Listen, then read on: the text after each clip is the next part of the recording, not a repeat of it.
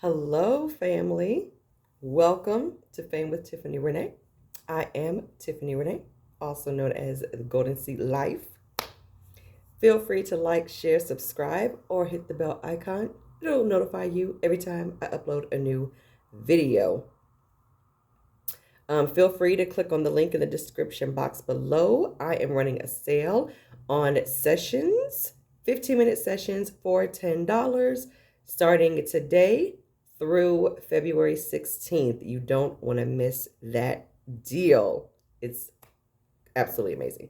Thank you all to everyone who has been supporting me. I appreciate you all so much. If you are new to my channel, welcome. If you're returning to my channel, welcome back.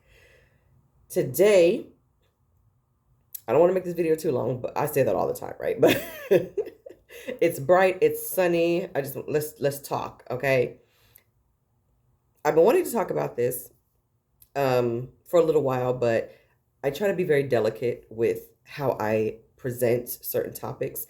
So disclaimer, I'm speaking from my own personal experience.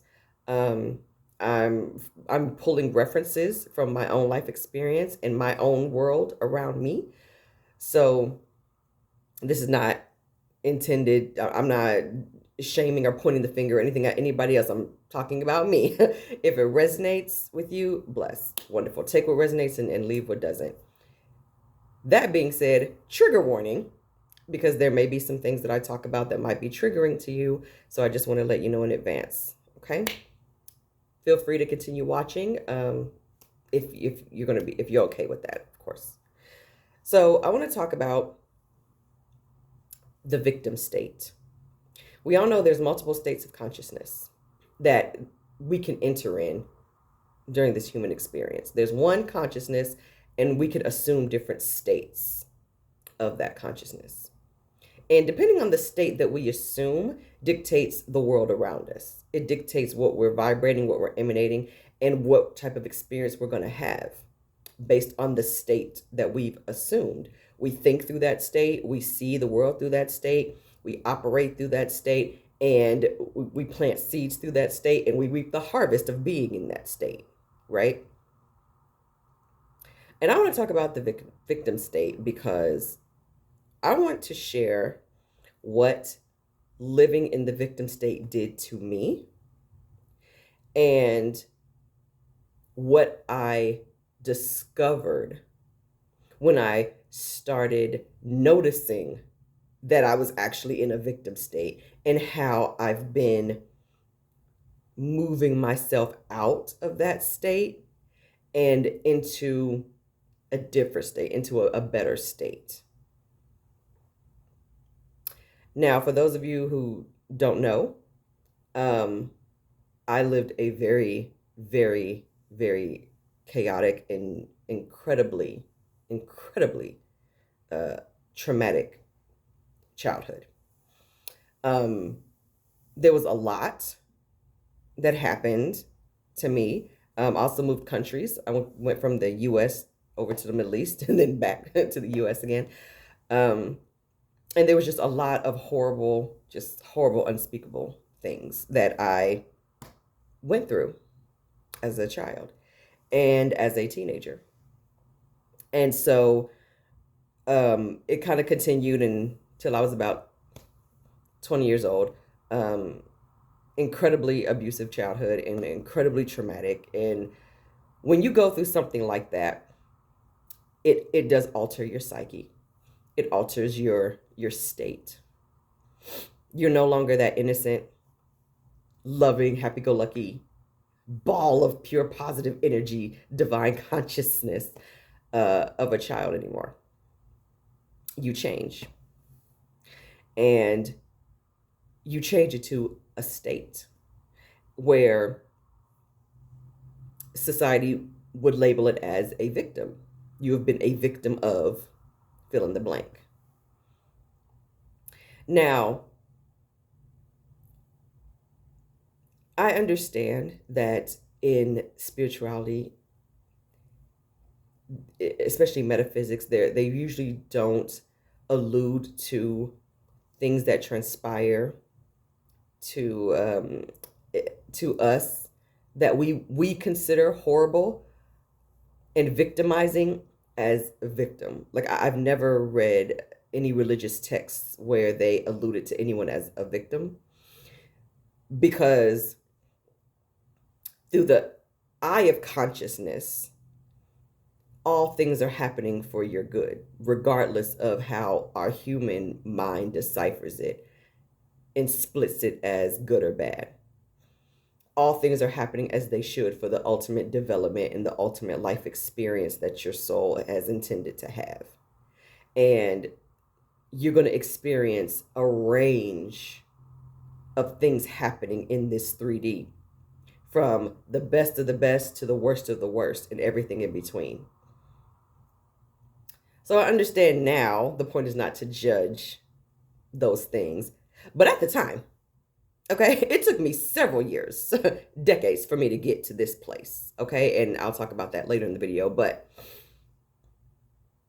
when I tell you I dwelled in the victim state, I wore the victim state like I'm wearing this shirt right now. The only difference is I never took it off. So it was like it was attached to my skin. I emanated it. People could feel the energy around me. My energy was incredibly heavy. And I know this because as an adult, a young adult, I, would have, there was like certain family members or certain friends of mine that were like, listen, I love you, but you're so depressing. Like flat out. Like I would depress people because I just hated myself so much, which for me was that was a side effect of everything I endured. I hated myself so much, and I hated the world so much. I liked people. I've always kind of been a people person, but the way it affected me, I internalized a lot of it, and I wasn't really one to aggressively lash out at other people. I was never aggressive. It just didn't affect me that way. But it caused me to collapse within myself. And I was just full of self-hatred. Just pure self-defecation, like hated. Is there a stronger word than hate? Like I hated everything about this. I thought I was a hideous monster. I would stare at myself in the mirror and I would literally just rip myself to shreds. I would call out everything I thought was a flaw. I remember I used to, growing my nails, my nails were long.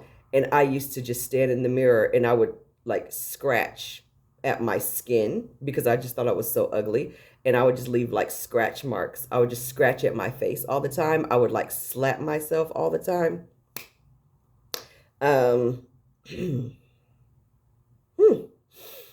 Yeah, I was just horrible to myself. Okay.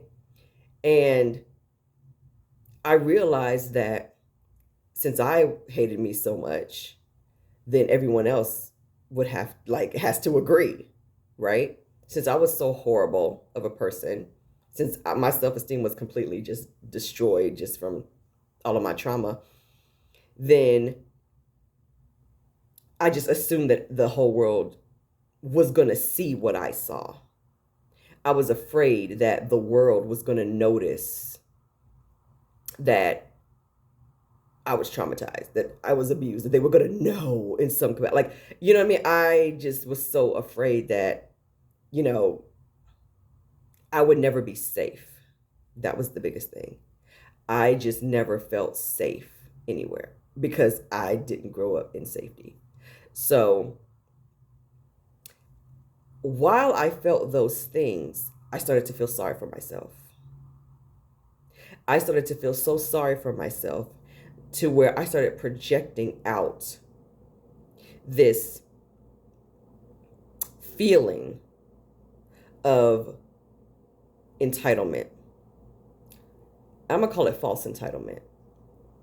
My own personal false entitlement, because in my mind, it was like, look at what happened to me in my life.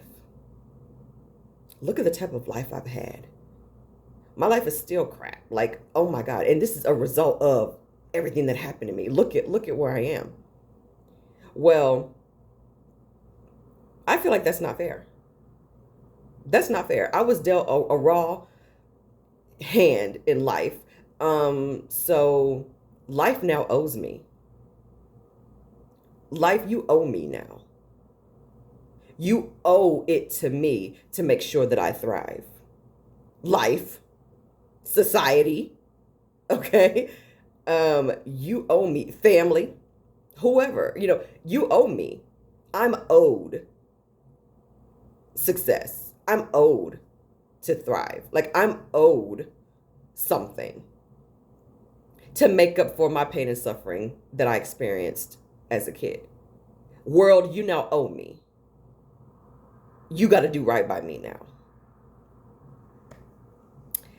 And I proceeded to think that way. Anytime something didn't sit right with me, I just chalked it up to, okay, well, you need to fix this because I'm owed this. Like, in my mind, it was always, okay, well, you need to give me this promotion because, I mean, after the type of life I had, you better be giving me this. I better have this promotion. I'm owed this promotion. In my mind, that's how I would rationalize everything. If there was something that I saw on TV or read in a magazine or something about somebody who I didn't even know, okay? It could be a celebrity, an actor, a politician, whoever, or if I saw something back when Facebook was kind of up and running, if I saw something about one of my college friends or somebody like that, or someone who I knew, who I went to school with, it didn't take me long. Like, within seconds, I was ready to process a judgment. I was ready to process judgments, especially if they were doing better than me. It was always a judgment against them, like, oh, they got money. Oh, well, they probably are doing illegal stuff. Oh, well, I heard that she was promiscuous, so that's probably how she getting this and that. Like, it was nothing for me to just drop a judgment. And I talked about this in my video on my YouTube channel called Pessimism versus Optimism. And I talked about how incredibly pessimistic that I was as a result of all of that trauma, as a result of assuming the victim state. I walked in it. I breathed in it. Okay? Like, it still behooves me how I actually attracted, decent people in my life, like, as some who I'm still friends with to this day. Some of them I'm not. And ironically, though, majority of the people who I did attract were also very much victim state people. My vibe matched their vibe, and we vibed. And it's not until several years later, looking in hindsight, that I was like, my God, look at the circle of friends that I had. And then I'm like, I complained so much, okay? Like, if there was an award given for the best complainer, I would have won it. I complained all the time. I had something to say all the time. I wasn't mean, and I just wasn't a mean-spirited person, but I would pass judgment, and then I would dare to rationalize my judgment on this person. Not knowing them, not knowing the whole story, not knowing what was going on in their head at the time when they did what they did or what. I don't care. Whether it happened 2 days ago or happened 30 years ago, I was passing judgment. And I would use my own personal logic and reason, my own personal moral compass to judge them, or my personal religious beliefs to judge them. Like, I didn't care. Because I was just miserable. Me being in the victim state made me miserable. People started kind of distancing themselves from me because that misery energy was heavy. And it's like, I actually had the nerve to get offended when they're like, okay, girl, you complain so much. Like, I can only be on the phone with you for 10 minutes because it's too much. Or I get off the phone with you and I'm depressed. I'm depleted. Like, you've drained my energy. Like, I was an energy vampire. Oh my God. Like, I think that's the first time I actually admitted that out loud. Once upon a time, I was an energy vampire. And I pushed people away. I could not maintain healthy relationships because I only attracted other people who had some level of victim mentality, victim state as well. And we were miserable. None of my relationships worked out. None of them. I became incredibly needy and incredibly clingy because I needed external validation. External validation was so important to me.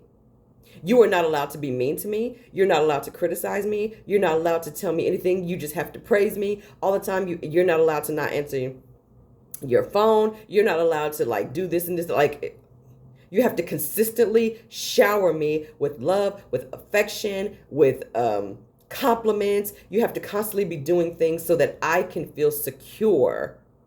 So I can feel like you're valuing me. Like, I can feel like I'm deserving of being with you. And they were just as low vibrational as I was. So do you think they were able to give any of that to me? Absolutely not. Because they needed me to pour that into them. And so I didn't have it to pour into them, and they didn't have it to pour into me. So we were just two empty vessels, empty shells of people seeking the external validation of the other, when both of us, okay, had no capacity to pour into the other. So it never worked. It never worked. Because we both wore the victim state. He felt like I owed him something because of what he went through. I felt like he owed me everything because of what I went through. We could never get past that.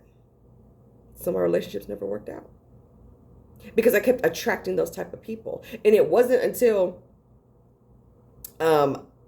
right before I turned 30 that I recognized this pattern. Like, what is going on with my relationships? And by me diving into my relationship issues, it caused me to dive into myself. It caused me to self-reflect. For the first time, I was 29, almost 30. For the first time, I actually sat with myself, okay?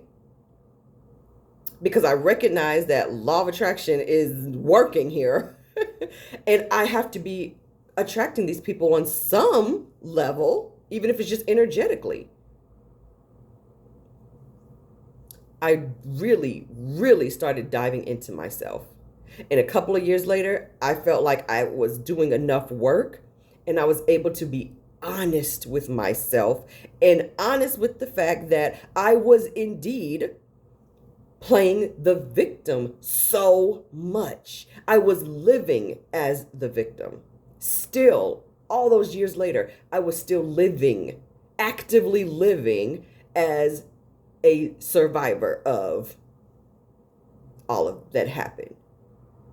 And by me living in that and identifying myself with that, the universe had no choice but to keep giving me evidence of how victimized I was. If I kept saying, well, I survived this, the universe like, you're absolutely right. Let me give you more stuff to survive. Like, I understand that these words in different contexts can be used to uplift or to just be like, wow, I can't believe that you survived.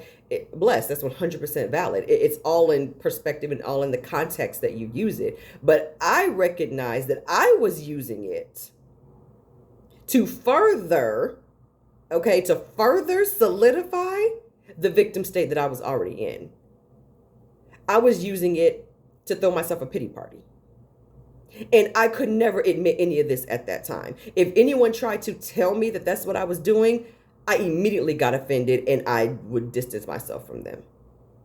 I would be crying. I would be so upset. How could they say that about me? How could it's like because they're just mirroring back to you what you already are feeling about yourself. There was no confidence. I had very, very little. The most confidence I think I had was to do karaoke and to do single ladies. Okay, that's pretty much it. I did not have any confidence in myself. I had a horrible self concept, horrible self esteem.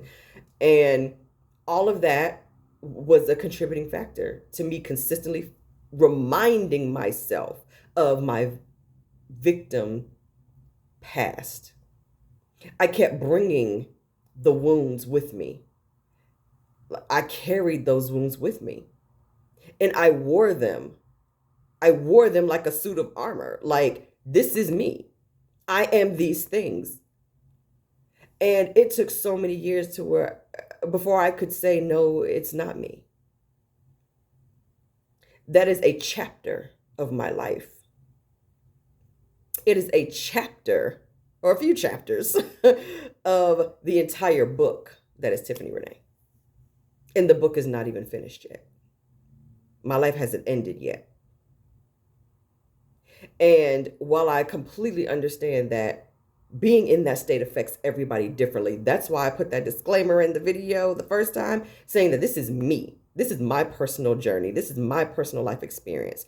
I grew up in the Middle East, so it wasn't my knee-jerk reaction to turn to having a string of lovers to numb the pain or to seek out drugs or alcohol or gambling or things that Western society has defined as these are things that people who've been victims, this is what they fall into. I didn't fall into any of that. Like I said, I wasn't an angry person. I wasn't an aggressor. Like, I was never aggressive to anybody. That's just not how my personality was. And it probably came from me growing up in the Middle East because, I didn't have much to say at the time in my household. So I learned to internalize everything. I learned to suppress and suppress and suppress and suppress until I was maybe 32 or 33 years old and it started to explode. I fell into a deep, deep depression. Like, laid on the couch, like could not even get up and go sleep in my bed. I would sleep on the couch. I couldn't even get myself up to take a shower. Like, I wouldn't shower for like 3 or 4 days at a time because I just couldn't move. I would just lay on the couch and cry and eat Doritos, eat my feelings. And I began to feel very, very suicidal. Again, I felt suicidal many times in my life. I've attempted many times. And I don't know if I can say suicidal or attempt to unalive myself. I think you have to say that. So, I've attempted, obviously all of them failed, but when I was 32, 33, I was at my wit's end. I said, yeah, we're about to do this. It was like late at night, I don't know, like 9, 10 o'clock at night. And I just got up and I'm like, I can't process this. I can't deal with this. I've been trying to process this trauma for like 2 decades. I can't do it. I'm worthless. No one loves me. I have no relationship. I have no kids. No one wants to be around me, blah, blah. Like, I was just, all of my relationships had failed. I was in such a deep, deep, dark, depressive state. And I'm like, the world owes me so much and the world is not giving me what it owes me because of the life experience that I've had. Everybody else around me is doing well. They can mess up and still be blessed. They can do that and still be blessed. And here I am being cursed because of all that, like all of that. I was thinking all of that. And so I'm like, okay, I'm about to check out, period. And I started preparing. And right before, okay, I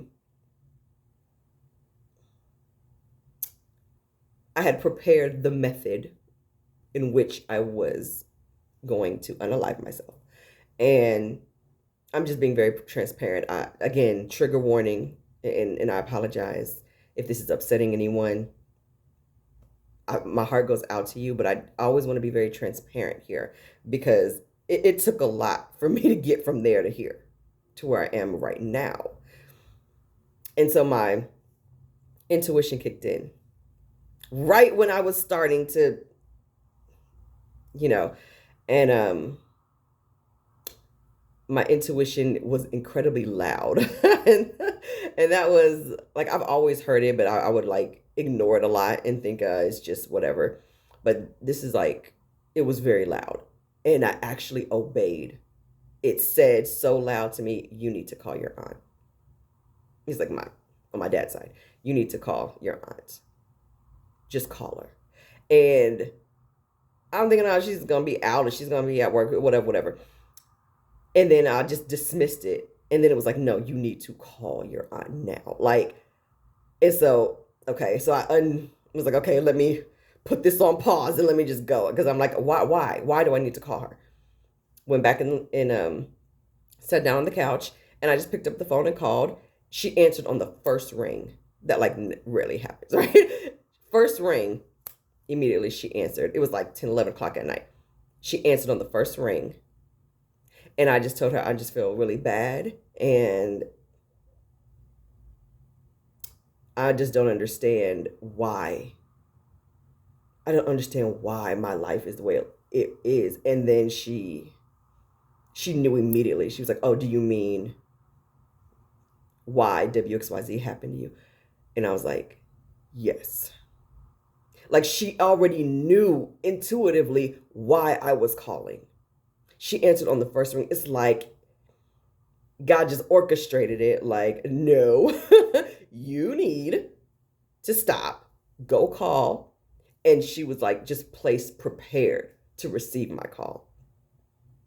And she talked to me and I learned a lot about, our family and people close to us. And she gave me a lot of words of encouragement. And I didn't feel the need to unalive myself anymore. And I'm not saying those thoughts haven't popped in over the years since, but not enough for me to actually want to take action on them anymore. And so that's when I was like, okay, I really need to get a hold of this. I can't live here anymore. And that's when I decided a couple years later that I'm going to start going to therapy. I did a lot of work on myself beforehand. I was reading books. I was praying and asking for guidance. I decided to completely demolish my belief system that I had built up over the course of my life. And I talked about that in one of my recent videos when I talked about your belief systems and everything. And it opened me up to receive more divine messages and wisdom. It allowed me the space to accept other possibilities, to see different perspectives.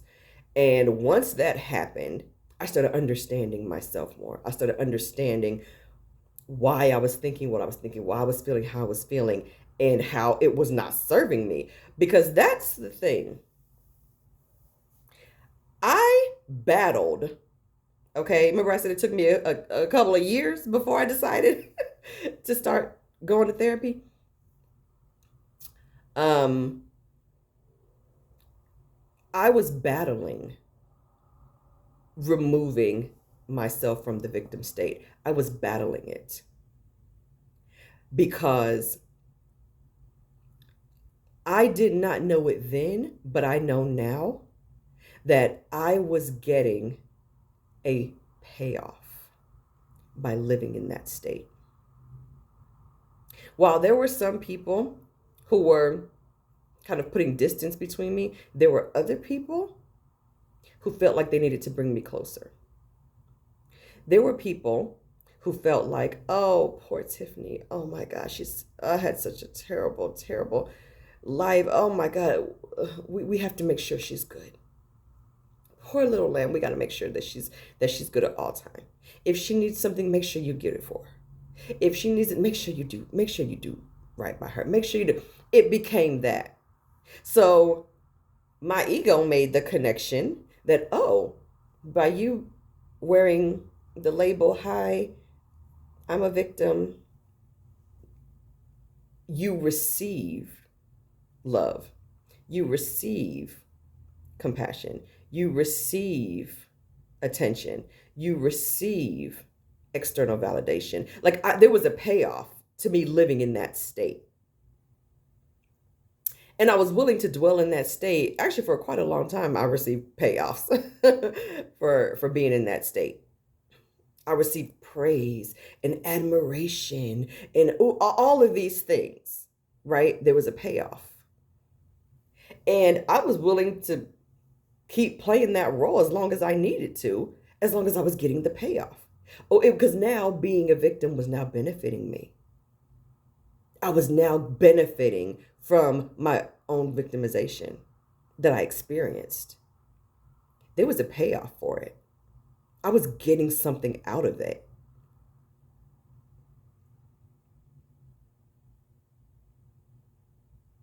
So when it came down to having to break free from that, my ego wasn't having it. Because the first thing it was screaming at me was, okay, if you change your state, if you decide that I'm not going to be this victim anymore, I'm going to get a handle on this. We're not going to judge anymore. We're not going to play judge, jury, and executioner to people's lives, especially people who we don't know. We're not going to do that anymore. We're not going to condemn people anymore. You're not going to condemn yourself anymore. You're not going to rip yourself to shreds anymore. We're not doing that. You're no longer going to try to eat your feelings. You're no longer going to blame everything on the outside for why you're not succeeding. That was a big one. Anytime I didn't get something, oh, it was because of, it was never, okay, maybe you just weren't qualified. You know what I mean? Oh, because you were fat. Because, I didn't get it because I'm fat, or because I'm ugly, or because I had a rough life, or because maybe they sensed my insecurity, or maybe that. It was just all of these things. It was always, sorry. It was always something else. You know what I mean? Like, it was always something. And it's like, why? Like, why do I need to live like that? Like, I don't need to live like that anymore. But my ego was not prepared for me to not live like that anymore. Sorry, phone fell. And, okay, so I'm not going to edit. I'm almost done anyway. So, this is what happens, okay? Live videos, unedited videos. But all that to say, it definitely became, I became aware. Once I became aware, that's when things really started to shift for me. My awareness was my saving grace, I'll say, because my ego was pushing so hard against it. And because my ego was pushing so hard against it, it made it very difficult. I started challenging myself, like, okay, am I really, is this something that I really should do? Is this something that I really need to do? Or should I really hold on to it? You know what I mean? So all that to say, I finally decided that there is no payoff worth a damn that is good enough. That's good enough for me to continue to live in this victim state. If there's better payoffs, you can keep it. You can keep it. It's like I'm over it. I'm done. I'm done living in this state. And I learned so much about myself during that process. Then I felt like I think I'm ready to go to therapy now. I had tried in the past, but it was never for me. It was mostly like for relationships or whatever. But I think I'm ready now. And I want to say it was like maybe 2017-ish, I think is when I first started going, 2017 and 2018. I think went for about 2 years. And it was the best decision because even my therapist was just stunned because I knew exactly what it is that I wanted to work on. I knew the areas of my life that I had issues with and all of that. And the first thing she said to me in our first session, our introductory session, was, I want you to understand just how aware you are of your own self. And she was like, I have patients that they're in their 50s and 60s and they haven't even gotten to the measure of awareness of themselves that you have. So this is going to be interesting. And she would always tell me that, you challenge me. You challenge me. Which I'm like, that's a good thing, okay? Because I would just come to her with these different aha moments and revelations about myself and that I've discovered. And she was like, you challenge me, because I would even challenge her to think outside the box sometimes. So it was a great experience. She asked me profound questions and that I really had to think about. Questions that I didn't even know, things that I didn't recognize in myself yet. Because of going to therapy, I recognized that I didn't trust myself. That was like one of the biggest hindrances. I was afraid to trust myself. That's why I was looking on the outside for self-validation, so like for external validation, so much, because I did not have any self-validation. I didn't trust myself because I didn't know who I was.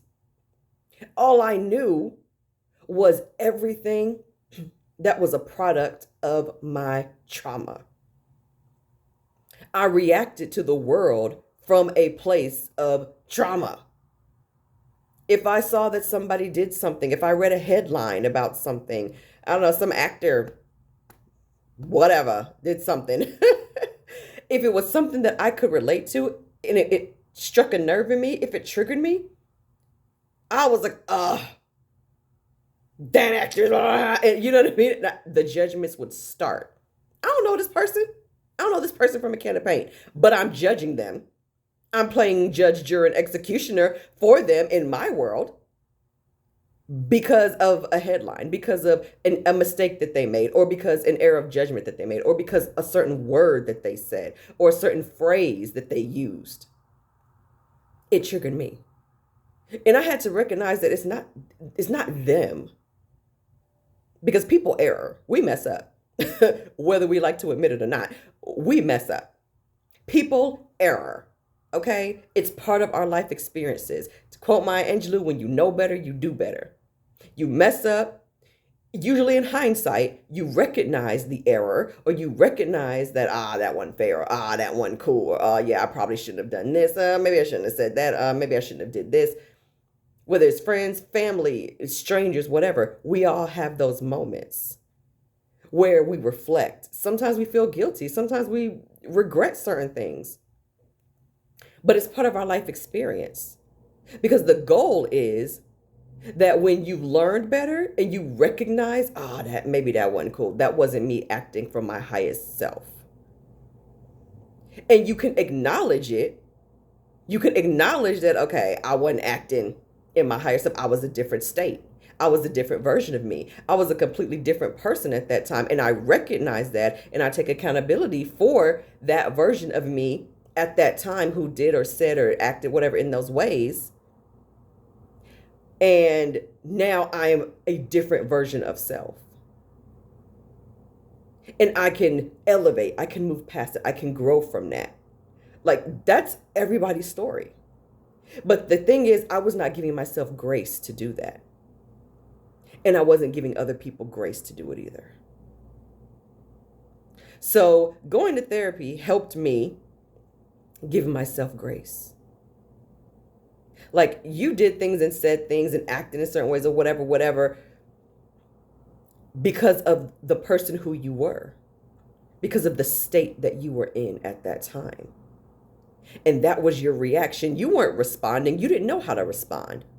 You didn't know how to emotionally regulate yourself. You had to learn that later in your life. You didn't know that when you were a teenager. You didn't know that when you were in your 20s. You didn't even know that when you were in your early 30s. You had to learn that. So you cannot hold yourself accountable or hold yourself hostage for the version of you that existed at that time who didn't know better.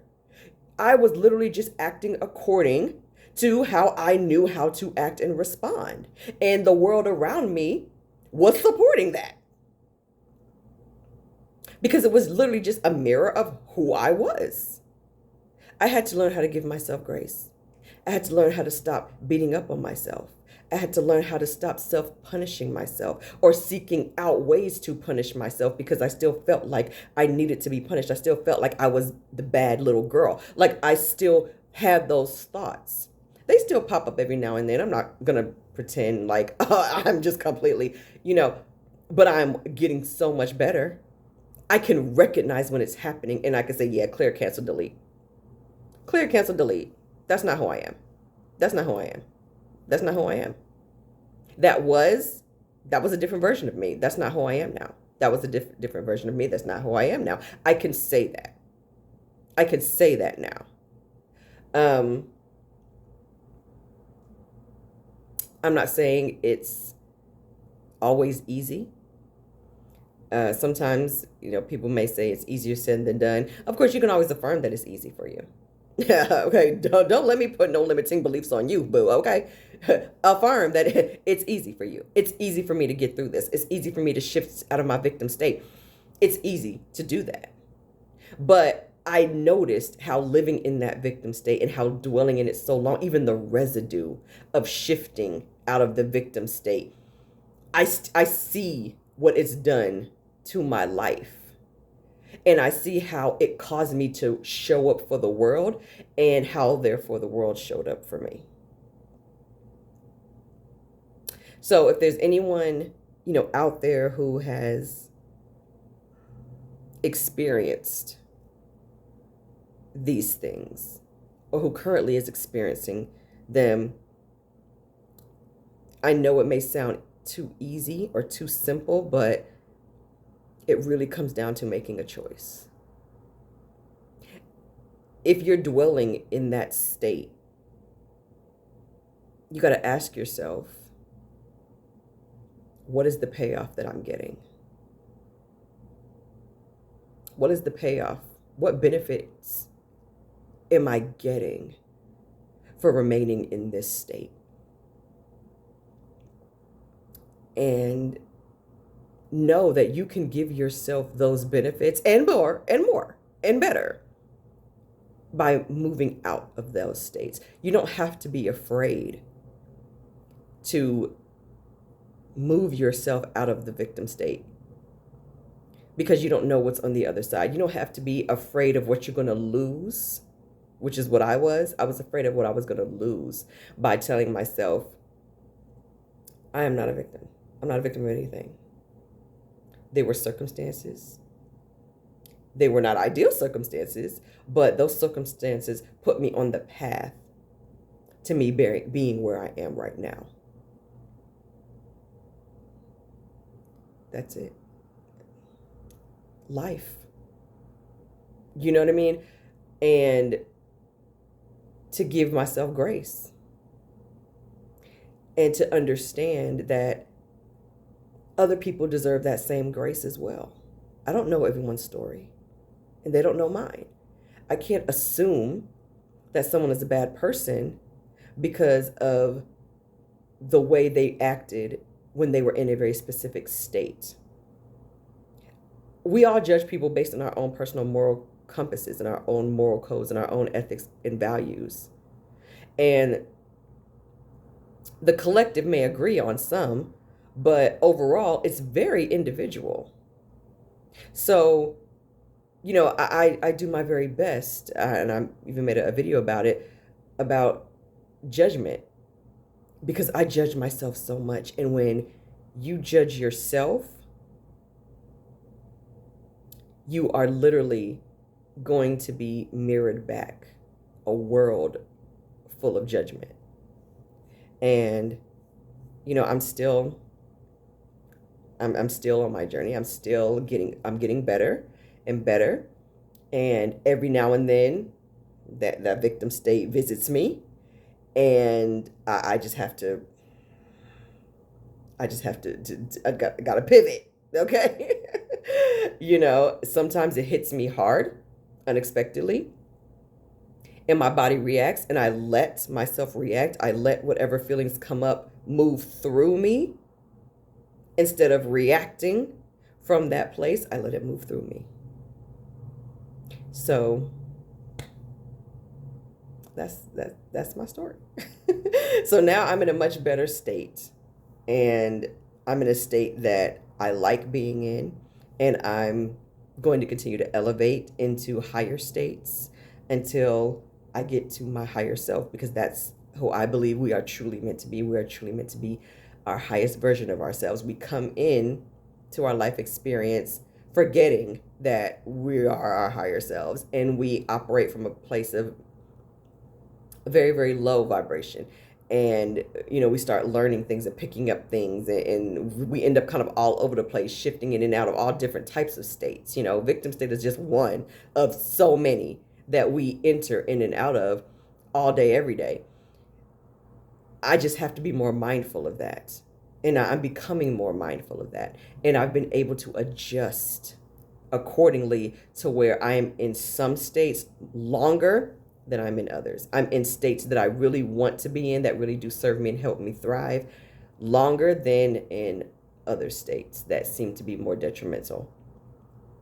And the payoff of that is just having a much lighter, more peaceful, more honest sense of self, and therefore that will translate into the world around you.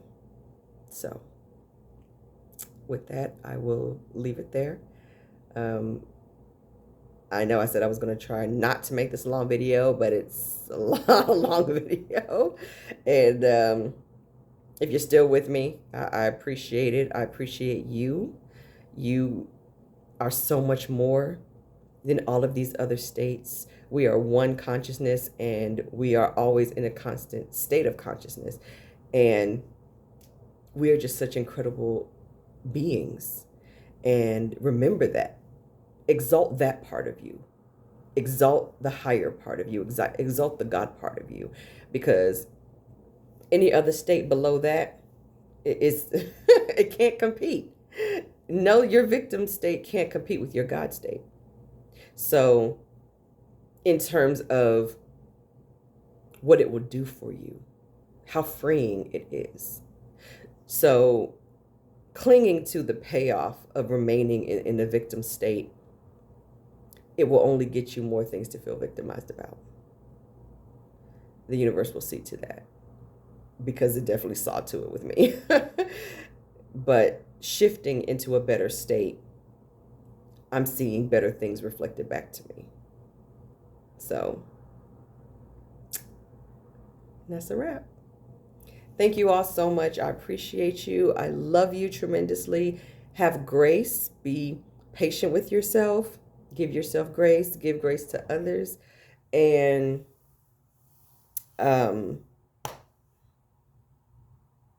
it's okay to miss the mark. It's okay to miss the mark. It's okay. Because you can always bring yourself right back. You can always bring yourself right back. So again, like, share, subscribe, hit the bell icon. And sorry for my phone falling earlier. Hopefully that wasn't too much of a distraction. But I appreciate you. Thank you for all of your love and support. And remember, click the link below for the special deal. 15-minute session for $10. And I'll see you in the next video.